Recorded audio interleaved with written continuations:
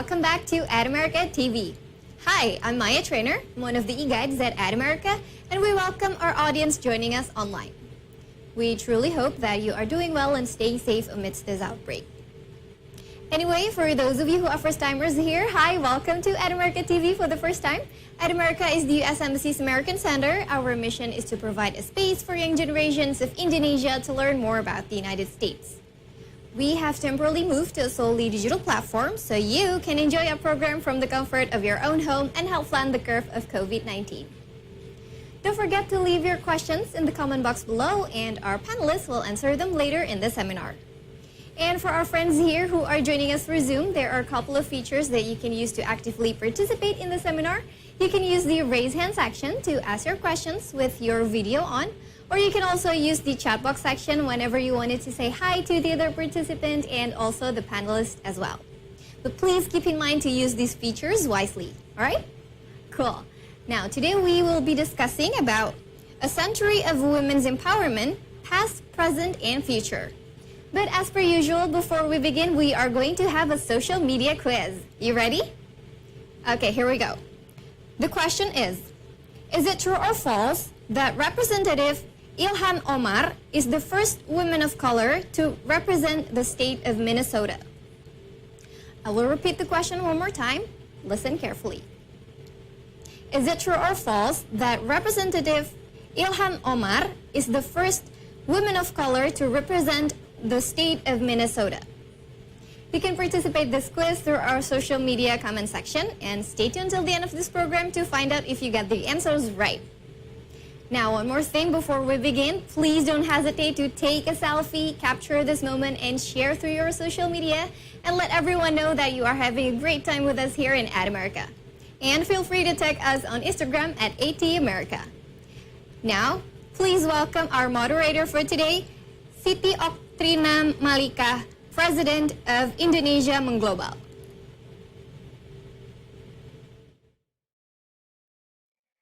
Thank you so much, Maya. Hello, everyone, all viewers from all America social media platforms. Thank you for joining us tonight.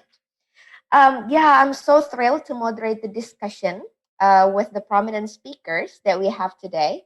As I will introduce them, you can also find their profile posted on @America Instagram account.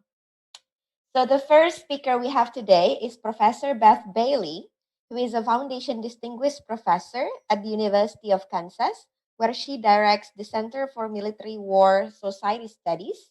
Her research has been supported by the National Endowment for the Humanities, the Woodrow Wilson International Center for Scholars, and the American Council of Learned Societies. And she has been a visiting scholar in Australia, Japan, France, and also Indonesia.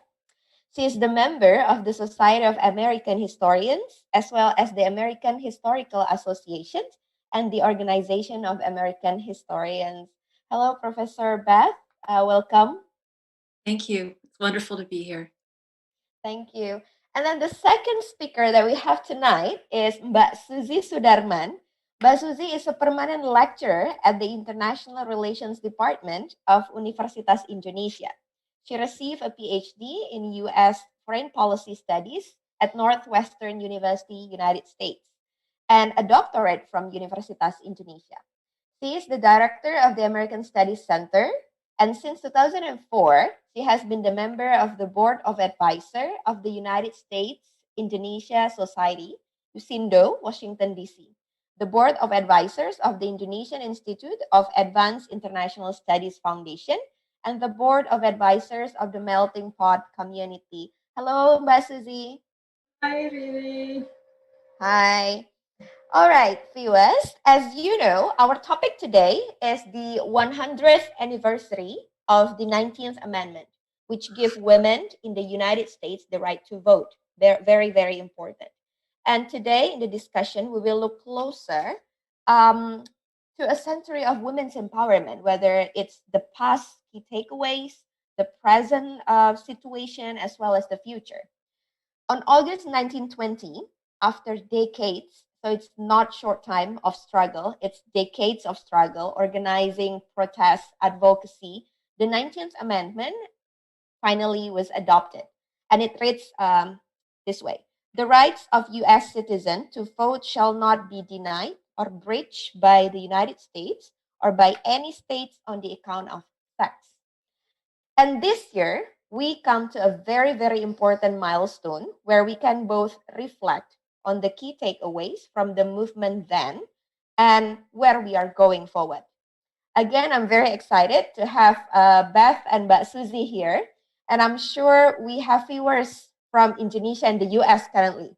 And not many Indonesians are actually familiar with the 19th Amendment.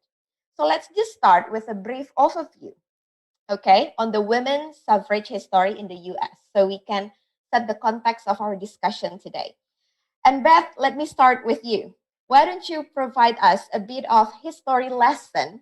What was happening for so many decades that finally the US passed the 19th Amendment 100 years ago in 1922? Well, it's exciting to be able to commemorate the 100th anniversary of the 19th Amendment. And what's interesting about this date that we've chosen, August 18th, is that it's the date that the final necessary state ratified the amendment. Congress had actually passed it more than a year before that, but Tennessee ratified it on August 18th. But as you said, Riri, it was after decades, almost a century of struggle on the part of American women and some male allies, that women were able to gain the vote guaranteed nationally. And that's what's important, is that because it's a constitutional amendment, it meant that no state could make a law that prohibited women from voting. It was a national move. And it was interesting because it happened just in time for women to be able to vote in the 1920 election. And remember, the United States at this point is coming out of World War I. And that was one of the reasons that some people saw it as important for women to have the vote, because there was a notion that women might be less prone to war and women might moderate the impulses of male leaders to go to war. So that was one of the ways that women made their case about why it was important for them to have the vote. It's a very interesting point of view on how women also participated during the war, Beth. But if I ask you a bit further on what are the key takeaways that you pick up from the struggle, from the movement in the past that we can learn for today? Well, first of all, it's a story of determination and commitment. Women marched and wrote and lectured. Women lectured at a period in American history where it was considered not to be respectable for women to speak in public. And they picketed, they lectured, they held silent vigils. They had the first major march on Washington in 1913. They put themselves out there in ways that were uncommon for women in the 19th century and even into the Mm, early 20th century. mm, And these women were taking enormous risk. They were made fun of, they were dismissed, they were called the monstrosities of nature and unwomanly. But they also ran physical risk. I mean, women were attacked. There were hundreds of women were picketing the White House in 1917, trying to get President Wilson to support them. And eventually they were arrested and put into jail. Some of them were harmed in jail. It was a very difficult struggle. And part of that determination is that it required cross generational commitment. It mm, meant that women and their male allies had to form bonds across generations and pick up the struggle ongoing, which is a lesson today. Um, the other piece here that's important is that it required a lot of local activism. The commitment here that we see that led to the constitutional amendment is a national story. And the constitutional amendment is critically important. But lots of women in the United States had full rights of suffrage before the amendment passed. Um, 22 states gave women full suffrage. 18 states gave women partial suffrage. There were only 8 states that didn't allow women to vote at all. And that was the result of struggles of women across the country and a whole range of women who mm, reflected the concerns and the needs of their states and the women and men who lived in those states. mm, So by focusing on the national story, we focus on something that was critically important, but we also miss some of the range and focus of local activism. And part of the lesson that I think we need to take away today is how important local activism is. So the first lesson is cross generational connections and the determination that's necessary to bring about social change. And the second lesson is that national social change really depends heavily on people getting involved at local levels and bringing about change. It's not just major leaders at the national level that matter. mm, mm, mm. That's very interesting. But Susie, let me go to you now. From this history of United States, the women's suffrage, the struggle from the past, what do you think we can learn in Indonesia? We can pick up from that story. Well, circumstances is different.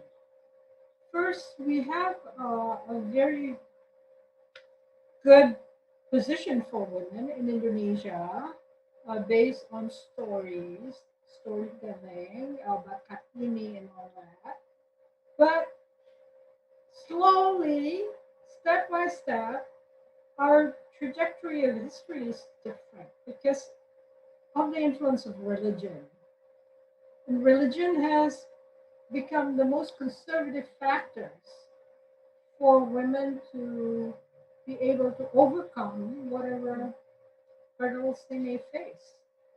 And there are women activists doing something with regard to Muslims, but the culture is just not open enough to do activism, local activism plus national activism. So you have to do like mostly academic work to explain about gender, explain about violence against women, KDRT, and all that. And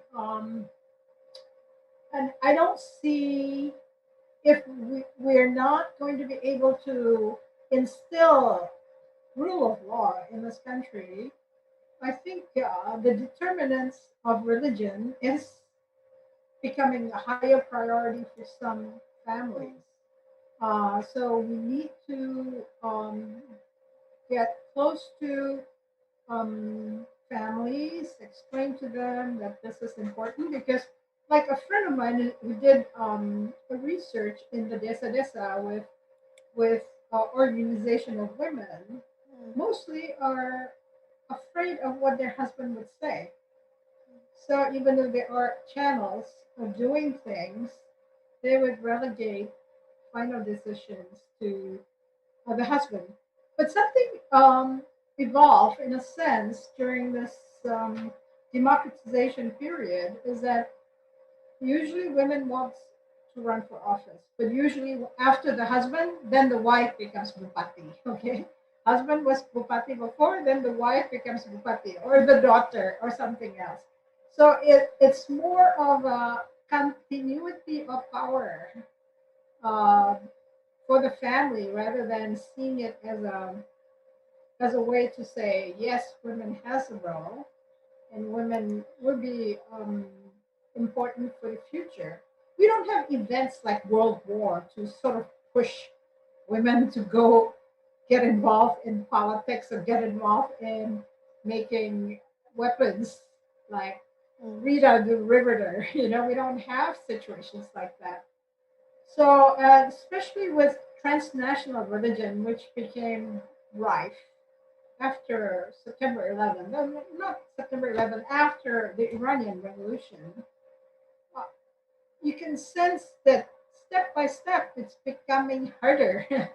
They're imposing all kinds of restrictions for women, for expression of culture. That's the undang-undang pornography. That's one example. I demonstrated against that. Okay, we demonstrated against the idea that traditional culture would be have to have a Muslim garb.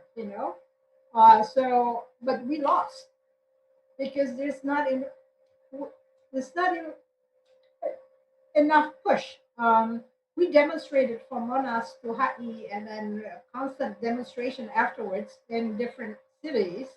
uh, Go to Surabaya, we go to Kalimantan. But in the end, it's the uh, Muslim politicians who's using the legislature to legislate against the right of women. So it's a constant struggle. It's a constant struggle, and you can sense. I think it started with Muslim garb. If you wear a Muslim dresses, you start to moralize. You start to moralize and say someone who's not dressed the way they do commonly, must not be good Muslims. Starting with the costume, you sort of like curtail. That's in my university. In the 70s, none of them wear hijab. And now, none do not wear hijab. Everybody wears hijab.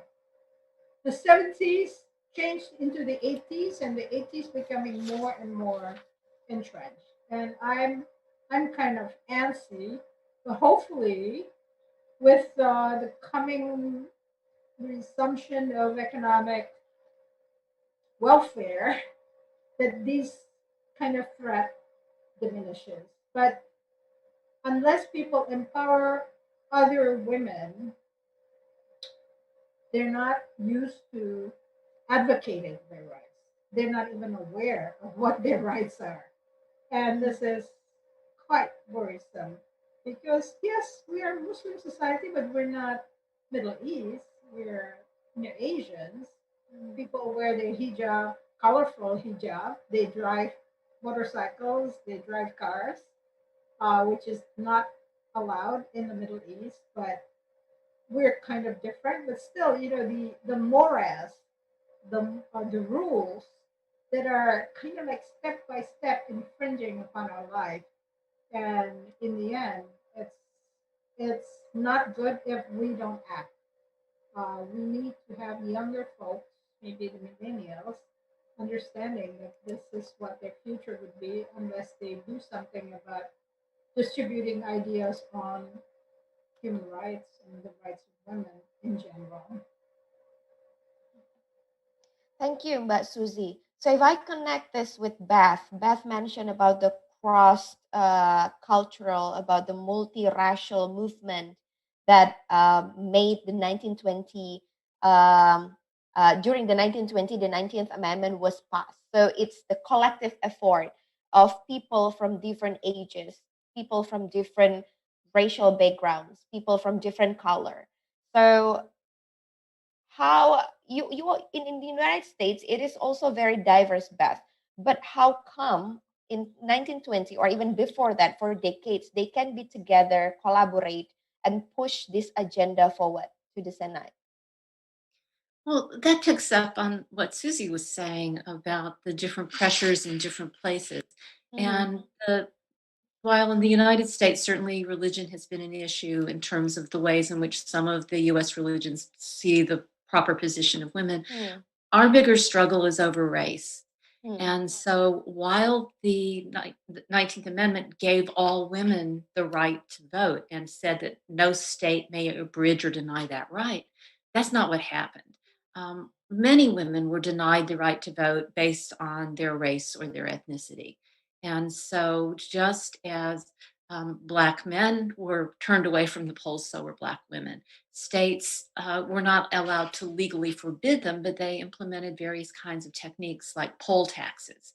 You Hmm. have to pay in order to vote, or literacy tests. And in many states, African Americans were receiving very little education by 1920. And Native American women, because of a complicated understanding about their citizenship, in some states until the late 1940s weren't able to vote. So, I mean, outside of their tribes or nations. So this was a crisis in that it was purportedly for all women, but it didn't function that way. Hmm. And worse, what happened is that some of the white leaders of the movement tried to marginalize um, women of color. So after the American Civil War, the 15th Amendment was put forth to guarantee Black men the right to vote. Hmm. And this obviously caused some tension because many women didn't want to say, yes, men get the right to vote. We're just going to set our needs aside, including some Black women. But there were other Black women and white women who thought that Black men needed the vote more urgently because of violence against Black men in the nation. Um, but this really divided the movement. And what happened is that some of the white leaders of the movement began to say horrifically racist things about why Black men didn't deserve the vote and why white women should have the vote before Black men. And they essentially wrote a history of suffrage that centered on the roles of white women and pushed out the Black women. Um, Sojourner Truth was a major suffragist in the 19th century, and she disappeared from this story. And in the 20th century, there were Black women who were critically important, Ida B. Wells and Mary Terrell Church. But the women's movement in 1913, when they did the March for Suffrage, tried to convince Black women not to march or to march at the end of the parade because they didn't want to alienate white Southerners. So there's a very ugly piece of racial history that feeds into this movement. Even as the 19th Amendment passed because of the efforts of women across racial and ethnic lines, many Black women were written out of that history. And only now are historians starting to write books that recover the history. It's not that the white women didn't play an important role, but there were many women of color who also played critically important roles, and their histories are now being added. That's very lovely to hear. What do you think about Susie learning from so if I may put this, the challenge on the racial differences in the US maybe look a bit similar or so much different from the, how religion plays in Indonesia when it comes to the rights of women. Race is about the color of your skin. Religion is about your faith. It's different. It's different. You try to speak in a regular language, they won't accept you. okay? Because they probably listen to their imams or something. Um, so it is very, very sensitive, and only certain people can speak both language, comfortable in both culture, that can sort of translate. I would Mm. say, in this case, Mahfoud is very good. He can he can cite the Quran, but he's very democratic, and he's a secular guy that we need to become a president maybe one day, because he's something like Gusdur. Okay, this is what we need, because as people get poorer, especially with COVID and all else, they become more religious because that's the only way of them getting happiness. Recourse to the mosque, and some imams manipulate this. We're not like Malaysia, where the imams are restricted to say certain things on Friday prayers. We're here, just go, Wild Wild West. You can say whatever you want. You can debunk the government, you can destabilize the society. And therefore, we have unending instability in a sense. It's just that people are not discussing it, so it's not evident. And I'm kind of like antsy because I'm so used to being in the U.S. It's pretty hard to experience this, but I'm still doing my stuff because I'm doing American Studies, I'm doing teaching, I'm doing my yayasan, I'm explaining to the public and how to incorporate culture, because we're basically a culture people.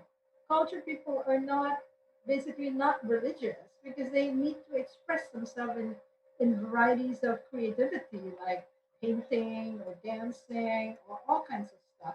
So I'm pushing culture molded into public policy. That's what my yayasan is doing actually. And I have brilliant students working for me. And I'm still doing it, but I'm one person. I'm going against 270 million. Unless somebody can pick up the pieces, who's gonna do it?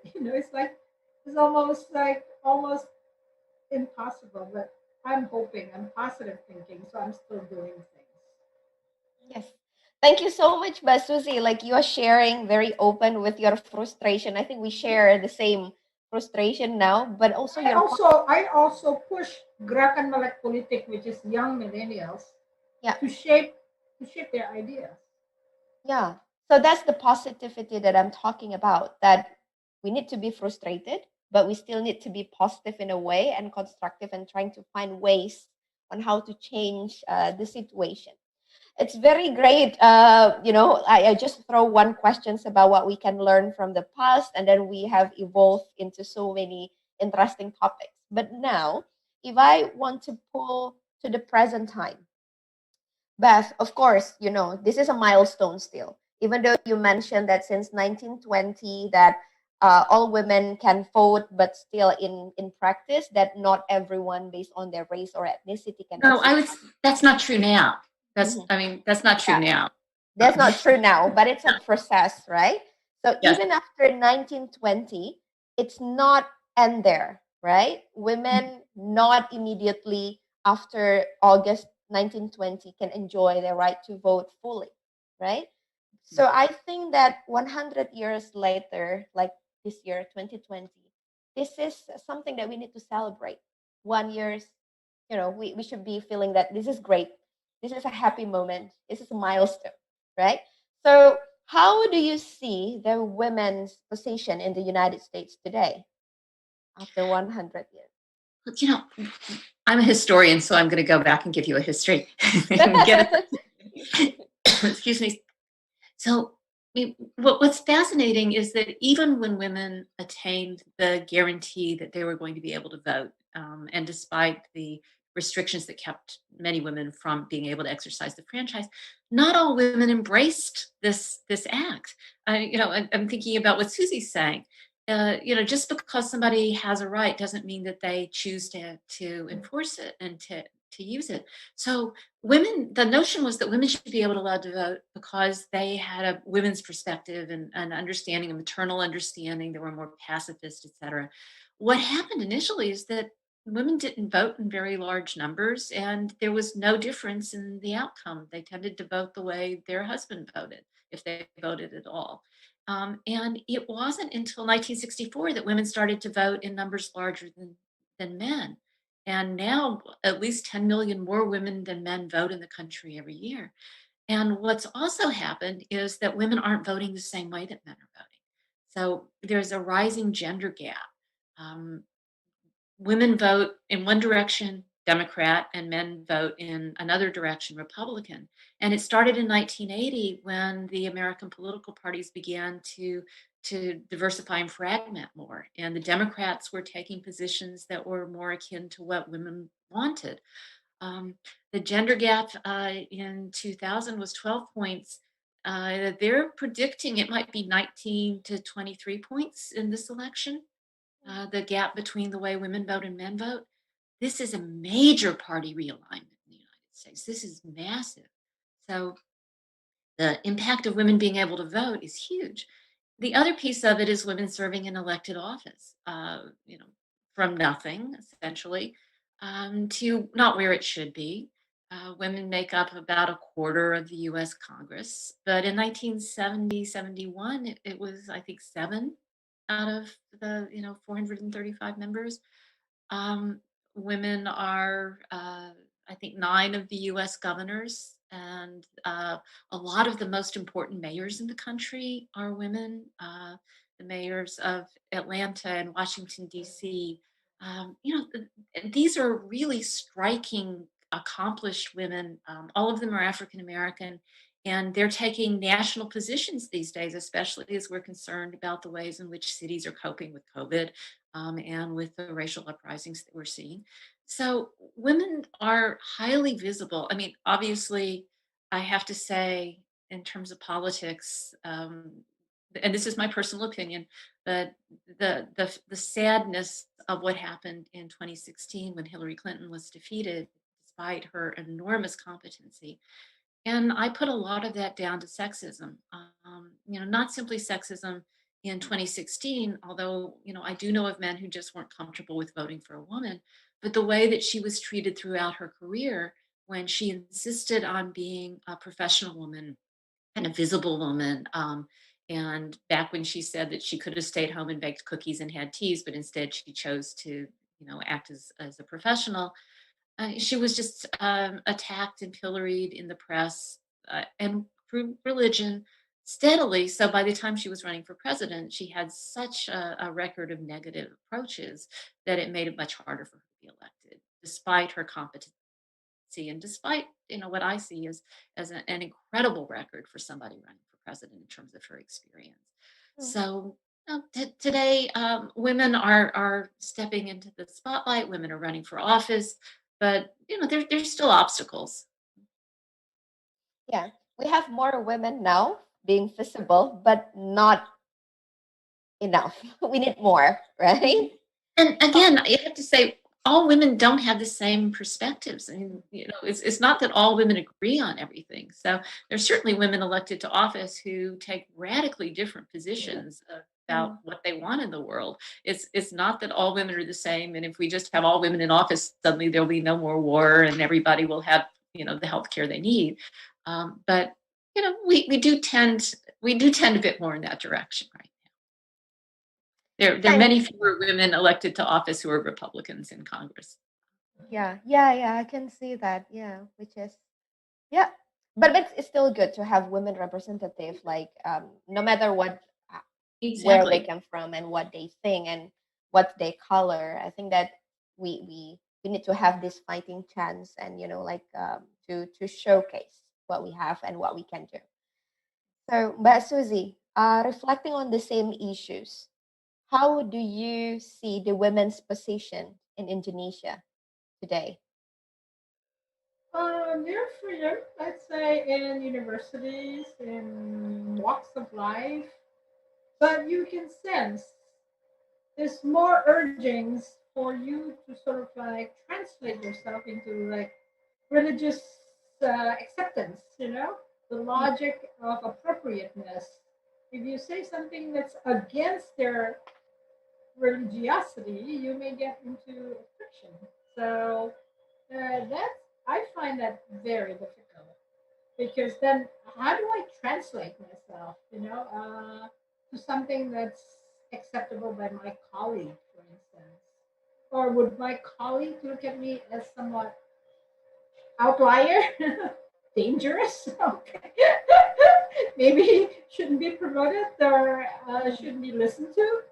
I think this kind of like double logic is kind of dangerous because this has just been recent.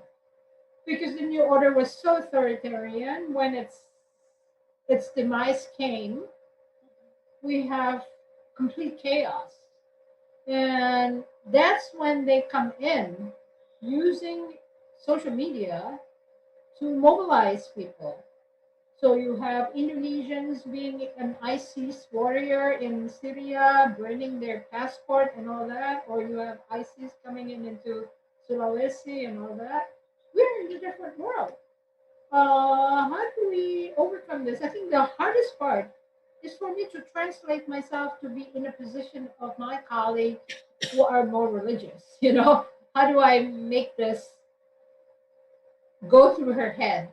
Or if I talk to the DPR, if they ask me for my expertise, how do I dress up? Do I have to wear a hijab in order for my expertise to be accepted? Or do I do other things like starts with assalamualaikum, not say good morning? It's kind of like, it's getting harder. It's like living in a foreign land where you constantly have to say, oh, do I need to translate this? Do I need to not hurt someone because I said something that's completely liberal? It's like, it's hard. It's getting harder. For those that are more astute to religion, maybe they are more expert. Like I sense in UI, 2008, I still see the strength of the musola. My students are more santri, more dakwah oriented because PKS was very strong on campus. And as we go through years after 2008, it seems like it's watered down a little bit, but they're still there, you know? So it's become a problem because they engage students that come from the region that comes to UI being alone, and they're pulled into the prayers group. And through this prayers group, the extremists play a role. So you have faculties in my university, like MIPA, the science and technology, is completely Islamized. FKM, public health, is completely Islamized. You must wear your hijab, you know? Or if you're stating something totally different from your professor, you may not even graduate, you know? Because they see being cornered by the West being so advanced in technology and they're not. So they become a little bit of a siege mentality, and they become hateful of something different. And usually the science and technology people are one mindset. So it's easy to convince them to be very devout. Where social science is open-ended. We can constantly, like humanities and social science, we can constantly argue about different things. But science and technology in UI, it's called the Fakultas Ilmu Agama. It's like Ilmu Pengajaran Agama. It's called MIPA. Ilmu of the teaching of religion rather than teaching science and technology. I think this is worrisome because we've gone that far from our independence with foundations of constitution emulating the US, and suddenly become completely going back to something totally different, and they keep agitating. That's what's troubling for me. Agitating, and they may look like civilians. They may look like a happy-go-lucky guy, but actually there are extremists in belief systems. So I find this very uncomfortable. I don't know whether other people feel the same way. Maybe I'm old. That's why I am feeling this way. I don't know. What about you, really? I should be asking questions about you. How do you feel about this? Well, actually, but Susie, you are far more experienced on this than me because I've left university like quite sometimes and not really engaged in a day to day how the young people, the youth are, like building their relationship, where they go, what they like to do currently. So I'm even very shocked now. I think Beth is the same as well. Like I'm very shocked that in the university level, that the spread of extremism, like being close-minded, are, like somehow a very big matters. If I can ask Mbak Susie, Yes. what has been done by the university to make sure that the Pancasila value is in place, because I think extremism is clearly in the opposite side of our ideology, right? Pancasila. What do you say about that? Velvet glove. We have a rector now who's a Brown PhD economic in economics. Kunchara, um, Akun, Ari Kunchoro. He's a PhD from Brown University. He seems to be doing velvet glove way of making sure that the university is not mobilizing these factors. Because as I said, the highest peak was when I was teaching in 2008, 2007, 6, 8. Uh, you can sense it's totally different from what is happening right now. It's almost like with Jokowi, with 5 years and another 5 year, hopefully, we have examples of let's go back to our constitution. Let's go back to what we really believe in. I hope he sticks to his guns. I don't know whether he can do this because he is constantly destabilized by these people.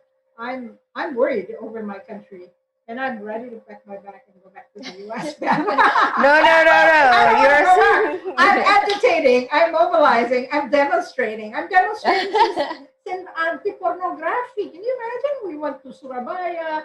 We demonstrated with Gus Dur. Gus Dur is always there. Ibu Shinta Nuria is always there. We demonstrated against these PKS people.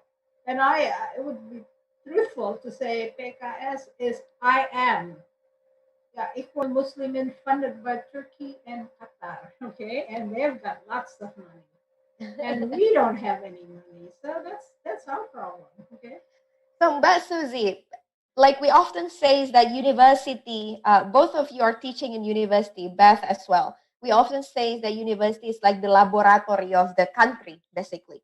We can see the country from how university students interact, how university students behave, and what kind of teaching we provide to them. So, looking at this is also related to the question that we received from Twitter. um, Looking at the context of your students in the Universitas Indonesia, I wonder if women's role and chance in politics after university, or outside university these days, are still limited. How do you see that? Are you asking me or are you asking that? Susie, you go Okay. first. Yeah, Okay. because still We're connected with the university students okay. that you just mentioned. Yeah, yeah. We're lucky. We have pool of students that are the best. Okay, especially IR students because we have the highest on scores for people who enters Hubungan International. It's not a problem in terms of their ability after they graduate. The problem would be when their friends started to influence them in terms of dakwah and pusat studi Islam, and this which is based in Musola. And sometimes very hard to to persuade. You don't persuade people of faith. They won't listen. You persuade them to think. It's like almost like they believe in Khilafah. They take my course on American politics and government. Okay, it's separation of state and religion. Okay, I just wonder why they take that. In fact, it is a wajib. It's required, so they have to take that. Like another course of mine, which is American foreign policy, is required also. So they have no choice but come into the class. But then, I find it ironic because they don't believe in it, and why study it? It's like, how do you convince them that this is the way to do it? Because they believe in Khalifa, and I don't believe in Khalifa, and I believe in creating welfare for people and employment and investment. Hopefully, I'm a modern kind of person, and it's challenging. It's challenging, and it's difficult, especially when people become poor. Because they want to become the second wife, the third wife, the fourth wife. And like Director BTN, can you imagine? That's a government state-owned corporation. BTN just married another wife while the first wife was watching. This is abuse of Islamic thought, you see. Islam teaches you can marry other people when you see widows needing help, not getting into Islam because you can marry four wives. It's like I think the problem is for those that do not understand Islam. So somebody has got to explain to them the faith does not say that, but say something else.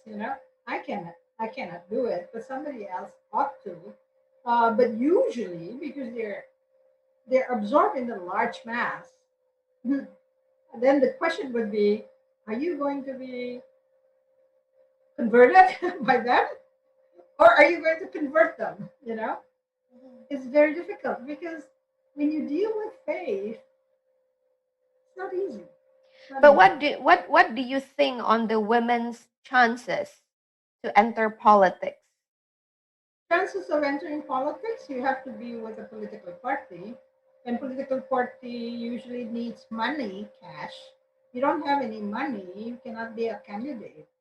That's only PSE allows people that have no money to become a candidate. But PSE did not win the last election. So you have these big parties, and you have to contribute billions of rupiah to become a delegate. So you just we're poor country, so it's a lot of things we have to overcome. We have to overcome the corruption. We have to overcome big parties that do not really represent people.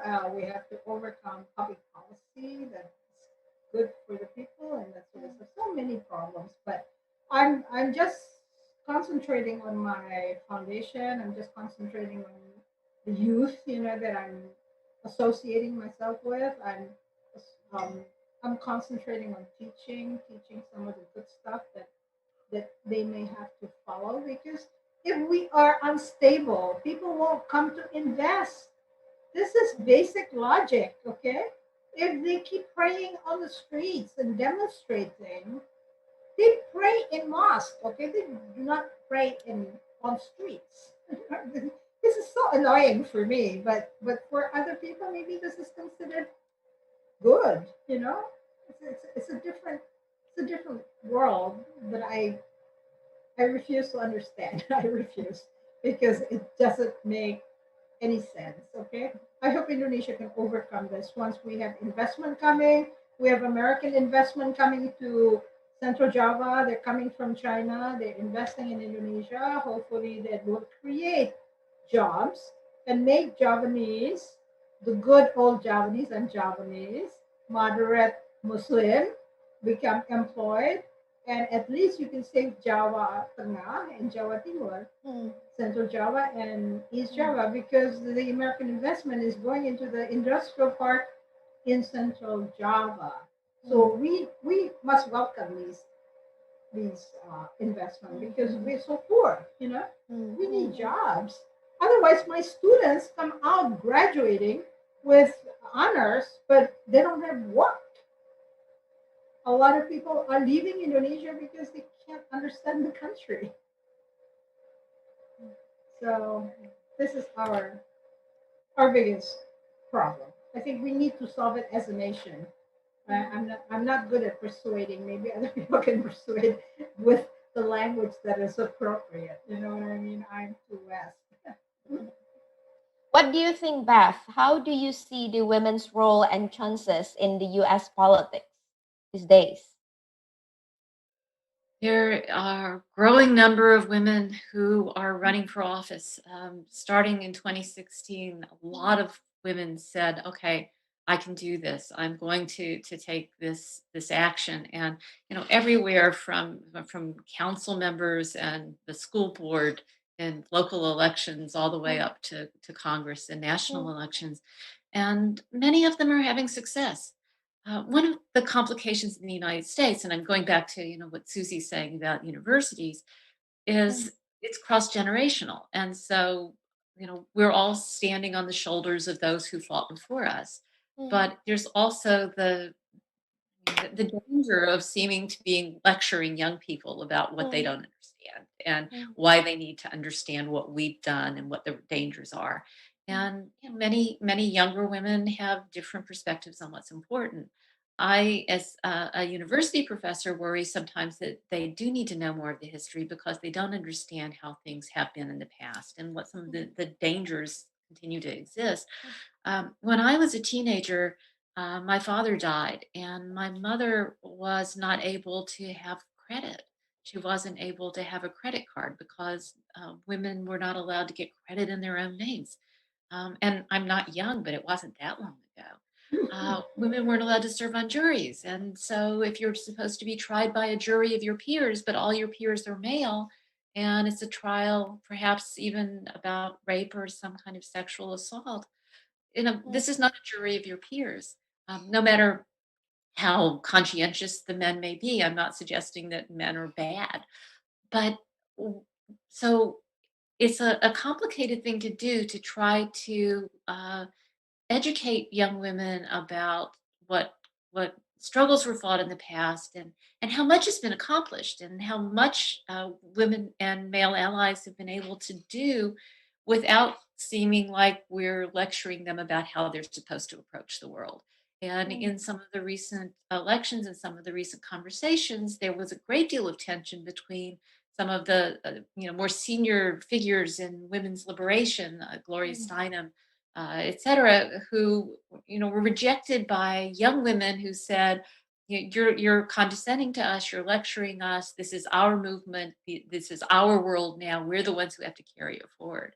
So that's one of the things that, as a university professor, but also as not one of the leading generations in women's liberation or the women's movement, but someone who sort of was in the middle and the recipient of a lot of work. It's difficult to figure out how to balance that cross-generational conversation. The same thing that Susie's talking about in terms of religion is also a cross-generational conversation that she's talking about.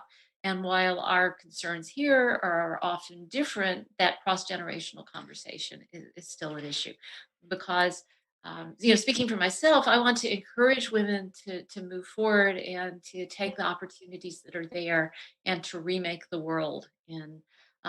But it's hard to think about exactly how to do that without seeming to be the older person who always knows best, especially as a historian, because I want to tell them about the history and maybe they don't care. In Indonesia, we have this term, jas merah, jangan melupakan sejarah. So don't forget the history. Basically, it's kind of a term in Indonesia. So I do agree that we need to know about our history. But tailoring to your statement just now, and there is a one question, Beth, from Twitter. What can men do to contribute in women empowerment nowadays? I love that question. That's such a good question. Do you know where to start? Because I think there's a lot they can do. Well, I want to hear what you think. What do you think men can do? Well, start from the domestic area, I would say. Start from home. If women wants to thrive outside home, we have to have a fair share of burden at home first.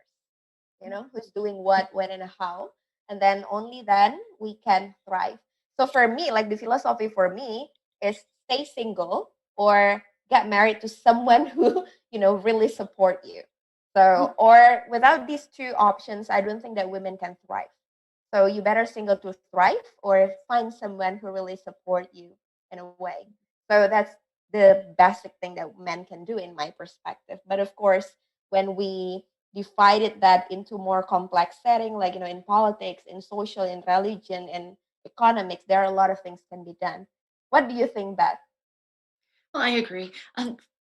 If you're interested, there's a wonderful documentary about Ruth Bader Ginsburg, the Supreme Court Justice, who is just a fascinating, brilliant woman. And a lot of it is about her relationship with her husband, who has been, or was, he passed away, incredibly supportive of her career and of her as a person. And it's just an inspiring documentary, not only about what she's accomplished, but about their relationship. I think the domestic issues are critical. If men get complimented because they are helping their wives take care of the children, they're their children too, right? There's a wonderful historical document in the United States that's all about the politics of housework, and it's a sort of set of men explaining why it's better for women to clean the toilets. That they're better at it, or they care more, or right. And you have to share that work, or there's going to be, if women come home and have all the responsibility for the household and have all the emotional responsibility for caretaking, it's exhausting and women burn out. And so the most important thing that men can do is to be equal partners in the wonderful and the less wonderful work that takes place in the domestic sphere. And not just thinking about supporting women, but just thinking that this is how it works. We both have this responsibility. Um, and male allies can listen to women, ask women what they think and what they need, and they can support public policies that bring about better support for women's issues. I see that those issues as healthcare. Uh, better access to healthcare. I think reproductive rights is critically important. Um, but it also has to do with the availability of childcare and policies that Yeah. allow women sick days for caregiving, and just all of the things that perhaps women shouldn't have greater responsibility for than men, but they often do. Helping assume some of those responsibilities, but also supporting policies that will give greater external support for families. And this is partly assuming that women are married and they're married to men. Um, Plenty of women are single or are in partnerships not with men. And so, I don't like to think of it as a kind of, men against women issue. I think that we need to think about women as people who occupy a whole range of positions. And we shouldn't always assume that when we're talking about what women need, we're talking about women who are married and have children, because there are lots of other women who have made different sets of choices, and we don't want to make them invisible. We want to support the choices that they're making as well. Mhm. That's very interesting. Susie, I can see that you are smiling. You want to add something to that on what men can do to support women's empowerment? I have a different wisdom from coming from a professor of demography at Facultas Economy. She said all principals should be women. Instead, in Indonesia, the principals are men and the smart teachers are women. So they should switch that so the men should be a woman as a head of the school, and so it can channel new vibrancy. And second thing that she said, which struck me as very wise, you don't have statistics, correct statistics. So we don't have base for doing any public policy because the statistics are not complete. Let's say how many people allow their daughters to become fourth wife or third wife or second wife or other people. So you can create public policy concerning that particular issue and then women's rights are protected. But we don't have any statistics. How do you create a plan for something? I think I think my push is on education. If the education is allowing things to evolve nicely, I think we we can solve Indonesia's problem. I think the problem with the education here is it's stultifying. It's by rote. People don't get liberal enough to say what they think until they get to university. So I'm a victim of 12 years of bad education from K to 12. Okay, and I cannot change after the K to 12 period that they go through and change them into something totally new. Although, openness, websites, social media, and all that make people more liberal, but uh, K to 12 education, they force you to wear Muslim garbs. They force you to do things that are not logical. Like Christians have to wear Muslim hijab, okay? Or Catholic school ought to be teaching also Islamic religion and that sort of stuff. It's like um, unless we overcome the statistical problem, there's no good policy because no one really know the fine grain of what is happening at the grassroots level and what to do with it. It's like everybody probe on mystical ideas, uh, myth and that sort of stuff, not crunching numbers like Americans do. If you can crunch numbers, you can make good policy, but if you don't crunch numbers, it's very difficult. Although historians have their own forte of being very fine grained, social history, and all that. But still, to make public policy, you have to know what units are you analyzing and where are they going from there, Otherwise, we have complete darkness. Complete darkness. It's like here. We have COVID.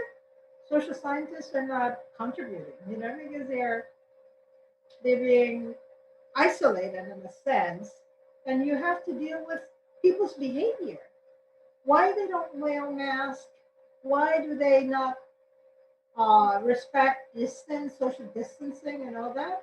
It needs persuasion, and persuasion comes from my field, okay?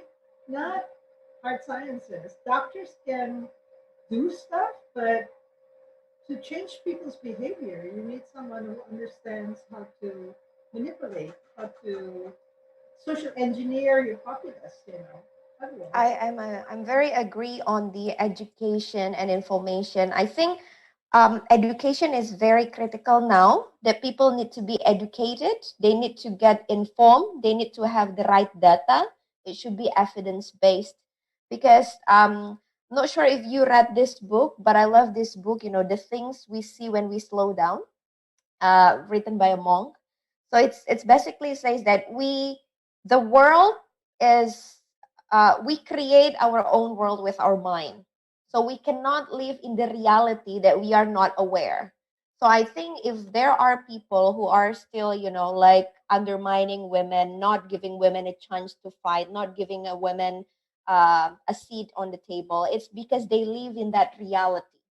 And to change his reality, I'm agreeing with you, but Susie, that it's the job of the social scientist to, do some projects or, like socially engineering this, to create a behavioral change of the men so that in their reality, they also positioned the women the same way we see it. That's how I see it. And yeah, we cannot force someone to live in the reality that they're not aware of. So education, information, it needs to be there. This is also echoing your very strong perspective on how religion plays a role in determining women's right. If a woman always hear this dakwah again and again and again, it becomes their reality, right? It's hard to change the faith. it's Yeah, I called think iteration. yeah. Iteration in English. I Yes. need to tell Susie something. So we knew each other in 1996 when I was at the University of Indonesia teaching. And my son, Max, our son, is now a middle school teacher at the Salam Yeah. Academy, which is the Islamic school in Albuquerque. Wow. Is that a good thing He's or a not bad Muslim. thing? They have many teachers from all different religions, but Oh, yes. So we have a man who's teaching middle school. That's wow. um so we just received another question from YouTube. This is about social media. So I think, you know, the world we live in now, it's about COVID-19 and digitalization. So I would like to ask you that how do you think social media now plays a role in women's participation to politics, to vote, to exercise their rights? Maybe I can start with Beth first. I think it's mixed because, on the one hand, been a great platform for young women in politics, a way to reach people, a way to build followings, a way to communicate, to in many ways bypass the layers that have often kept junior junior elected officials from speaking to a larger audience. I mean, we think of AOC. I mean, she has a following.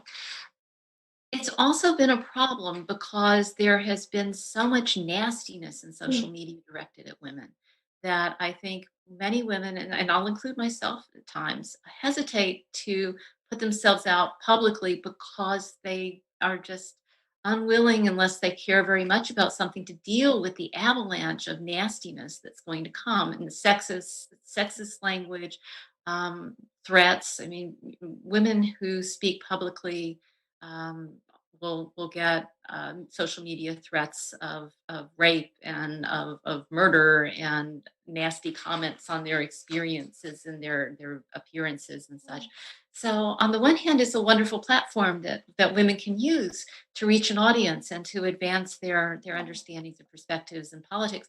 On the other hand, the potential nastiness of social media is a caution, because women do tend to get a great deal more negative comments and threats than men do when they use this forum. And it's not restricted only to the United States, because of course these are often international audiences. What do you think, Susie? Do you have the same perspective um, on the social yes, media use by yes, because women's? a lot of Indonesians do not read deeply. I mean, you have to attempt to understand philosophy, okay, to be able to garner enough courage to say, oh, this is unjust, or that is bad, or this is good. So if you are superficially knowledgeable, you get bullied by social media. You can get bullied easily by social media. And you can get enticed by sermons that are not supposed to be there, you know? So it's iffy whether social media really makes someone better off or not. I would rather people read books. And we are so poor that people cannot afford to sit down and read books, okay? Even our wage in universities are just like Supir Bluebird. So how can we how can we ask other people to live like us, who are, maybe I'm privileged, I'm doing it for the sake of the country, but I cannot ask my other colleagues, or I cannot ask my students. Let's say in Northwestern, if you do comparative politics, I read all books, okay? Scotchpole, James Scott, Weber, everything, all the gamut from X to Y, Z. I wonder whether other professors in Indonesia who has been making public policy and sitting in Bapenas and doing all kinds of stuff have the chance of reading the same stuff. Because most Indonesians, when they go abroad, they're so poor because of scholarships. And if you're poor because of scholarships, you cannot enjoy knowledge as knowledge, you know? So they're not somewhat is a blessing, but it's a curse also, because a curse when you're coming from a poor country, because you cannot fully understand the depth of knowledge that is required to help others. You know, you have to have magnanimity to be able to say, okay, it's my noblesse oblige to help people, to push them in the right direction. If you are so poor, you're thinking of what am I going to eat next? I've lost colleagues, dead, okay, because of poor health. And I wish the government would see us as beacons of hope for this country, but I cannot convince them because I'm one person, okay? It depends on the rest of my colleagues whether they're going to agitate and say, give us more comfort so we can help the country. And it's endless, you know. The problem is endless. I'm just doing what I think is best. And that's thank God I'm privileged and I can do this. But otherwise it's hard for me. It's hard for you too, Riri, I'm sure. We all suffer. So I tell my student from Papua or from Aceh, don't ever think that you are the ones suffer. We all suffer as a poor country. Everywhere you go, you cannot go beyond what's available for you to glance or to read, to understand, to distribute, to disseminate, to articulate, to write something, to be able to help other people in advancing themselves. I mean, social science is expensive. If you're an engineer, you can make money. Social scientists do not make money that easily. So uh, that's. But I'm so hopeful. But hopefully, I can infect my students. But they have to face pocketbook issues too. So those that work for me, eventually they have to be living and getting married and having kids. And how do you support that? You know. But So Susie, let's say that you are not only you, because there is a question here from someone who I think very supportive to the idea that you just throw to the floor, like very agree with the religion issue. But then the question is, how can we help your movement in Indonesia? How important is the schools, universities to play their role to help solving the problem about extremism, limited rights of women, like this situation that we've been talking about? there's a gender studies right next to American studies. Gender studies. I know some of my male friends are feminist male, so they call themselves feminists because they understand gender issues. Um, you can go to them or even come to me if we need to agitate for something. I can just sit in and teach a little bit, but I don't have that much time because sometimes I teach too much. But I'm willing to listen, and I have my foundation, but I cannot pay all. Like I can only pay a few people. I only have 9 employees, but then I have to pay with my own money. Those that are interested in helping, they're free to help and seek me out. You know, simple as that. It's like the Gerakan Melek Politik. They're evolving. They're evolving. They get some money from abroad, and they're doing their stuff. So if you initiate and put in the seeds of thoughts, somebody may bring the ball to the hoops. Okay, I cannot do it alone. That's I understand. Even with 9 people working for me, is very difficult. Because Indonesia is a large country. It's almost as big as the United States. There's so many problems, that we have to face. Good thing I have my students also abroad that helps. Like Senia Fabrica, she's in Scotland. She works for One Hub now, or One Ocean Hub. So we do a lot of maritime stuff. Even the maritime issue is a lot of poverty on the beach, on the life of the fishermen and all In the that shore. thing. Okay, yeah, so there's so many things to do, but people are hindered from doing things because they're not rich.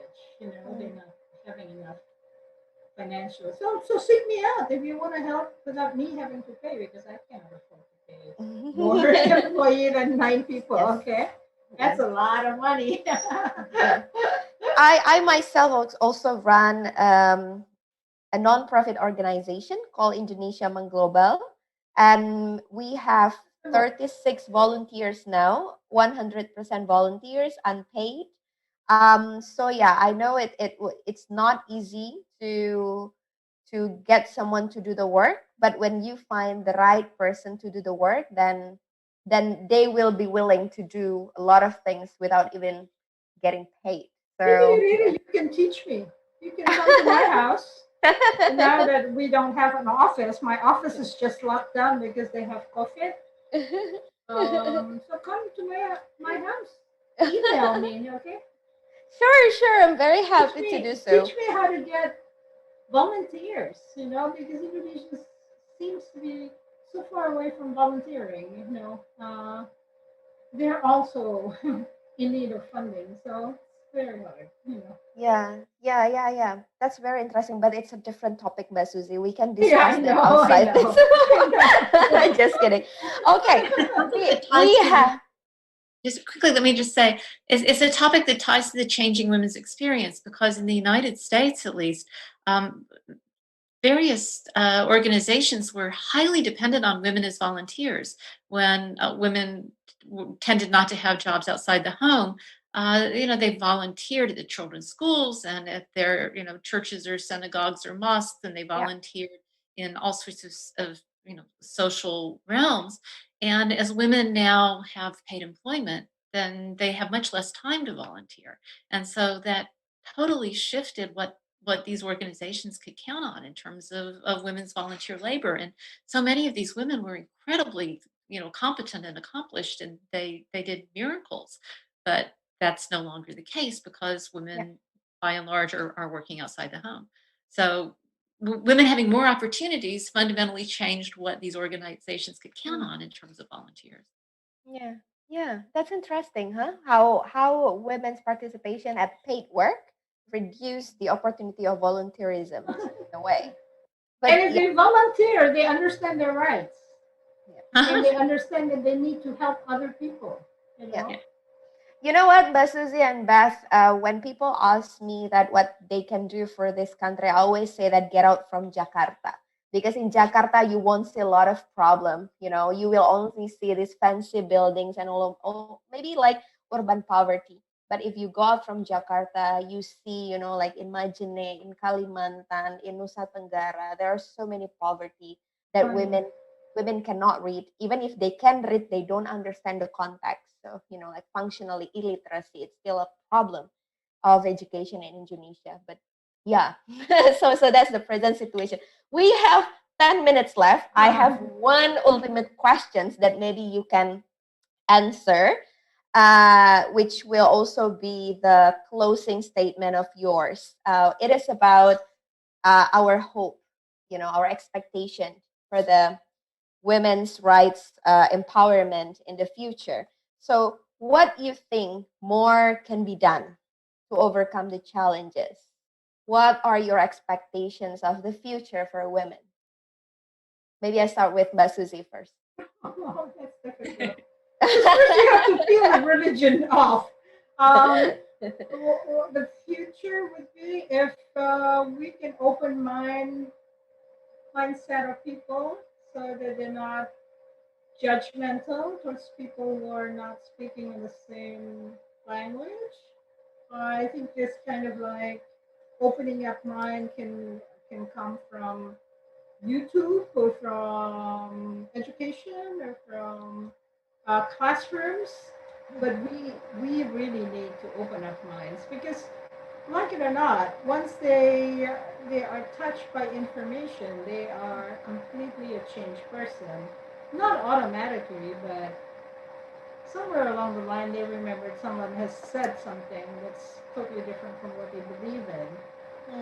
I think being exposed is important, but being exposed also with repeated meetings. Otherwise, they lose. They lose control of what the message was because their husbands or their family stops them from thinking a different way. You know what I mean? We have so many challenges. I wish what to do is the president has to have more guts. President has to have more guts to say that women is valuable. That women has been taking care of this COVID thing, and they also died. Teachers, nurses, doctors. So women are part of our nation, you know, an important part of our nation. And so the message has to be maybe by the next president of Joe Biden, maybe they can come and give us more women's program. That way we can sort of like use up the U.S. Indonesia relations to the benefit of women in Indonesia. Thank you, Mbak Susie. Very strong point on creating a non-judgmental environment for women to grow and give more support for them to grow in all sectors of life. Beth, what do you think? How do you think we can push more structural change, you know, to create safer place for women to thrive and overcome the challenges? Let me just echo what Susie said. Is I also hope for strong connections between the United States and Indonesia, and especially in support of women's rights and women's roles. Um, I think of Elizabeth Warren, Senator Elizabeth Warren, who was trying to make a point and was being shut down in the U.S. Senate. And, the line was, and yet she persisted. She wouldn't stop talking, and yet she persisted. And that's what we need is we need to recognize that these are ongoing struggles and that we need to have the determination and the commitment to take the risk and to fight for a better world and a better society. The issues are going to change over time. Nobody completely anticipated that much of the world was going to shut down because of COVID. Um, this is a major turning point, perhaps, in the way that the world functions. But so we can't exactly anticipate what struggles we have to fight, but we need to be committed to working together for a better world. Mhm. Yeah, that's very true. So, yeah, thank you so much, Susie. Thank you so much, Beth. I think we all learn, including me and also the viewers, we are very, very, very happy that actually we made to discuss, some of the discussion we have here. I don't think that we will find it like outside this platform. So it's very interesting, especially that we tailor it in the context of United States and Indonesia. We can see similarities. We can draw takeaways. There are also differences, due to the different um, history, different background of culture and religion strength that affect one's country. So one thing I can pick up as the like closing mark before I hand this floor over to Maya back again is that um, we are getting better. The situation of women now is better, but not good enough. And we are not only needing women to push forward, but we also need everyone, including men, to also support the women, provide a non judgmental environment, a supportive one, whether it's from funding, opportunities, education, information, knowledge, and everything, so that women can thrive and we can. I don't think that what women movement wants is basically more than what the fair share is. We just want a fair share, a fair chances and opportunity to actually can showcase our ability and take also a very important role without being limited by the race, by our religion, by the color of our skin. So there are a lot of things that we can reflect today. Thank you so much once again, Beth and Susie. So I would like to hand over the floor back to Maya. All right, thank you so much, Ibu Riri and the rest of the speakers. That was such a mind-opening session. We'll see you again next time. Now, the rest of you, please don't go anywhere, because earlier in this event, I asked you guys, is it true or false that Representative Ilhan Omar is the first women of color to represent the state of Minnesota? And the right answer is true. She is also the first Muslim American woman to be elected to Congress. But unfortunately, we have no winner for today. We're looking forward for your participation in our next session. Now, you may be wondering, how can I develop an awesome idea for a place like this? Easy. You can go to our website at www.atamerica.or.id, click create an event, and collaborate with us. All proposals coming to us will be reviewed and your event might be featured here soon. And while you're on our website, feel free to subscribe to our newsletters for weekly event updates sent straight to your inbox. Alright everybody, I think that wraps up this episode. It has been really fun, but unfortunately we have to say goodbye for now. Don't forget to follow us on Instagram, Facebook, Twitter at ATAmerica for event updates, fun content, and so much more. Also, don't forget to subscribe to our YouTube channel as well. Alright, thank you so much everybody. We'll see you again in our next program. Bye everybody. Thank you.